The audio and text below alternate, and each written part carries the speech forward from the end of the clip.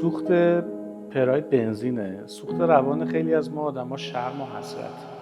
چه جوری؟ فیلم‌های قدیممون رو یادت بیاد، همیشه یه ورزشکاری، یه بوکسوری، یه قهرمانی باید توی رینگ حسابی خونین و مالین میشد. میافتاد کف رینگ، همه شروع می‌کردن هو کشیدن، دست زدن، این نفس می‌زد، تمام خاطرات جلو چشش زنده میشد. اون دختری که منتظرش بود جلو چشش میومد، پدر، مادر، اینا. یه دفعه دستشو می‌ذاشت رو رینگ و بلند میشد، میرفت شروع می‌کرد حریفش رو با خاک یکسان کردن و پیروز شدن. این حالت رو ما توی زندگیمون هم داریم، یعنی خیلی وقتا وای میسیم قشنگ اتفاق برامون بیفته، همچین انگیزه‌ای رو بگیریم تا بلند شیم. و اصلا توی خیلی از مواقع تا وقتی بهش هوشیار نشدیم، اول میریم شرمنده بشیم، حسرتش رو بخوریم، سوگوارش بشیم تا بلند شیم حریفمون رو ببریم، بلند شیم به هدفمون برسیم. خیلی وقتا ما باید اول شرم بکشیم تا موتورمون بنزین داشته باشه.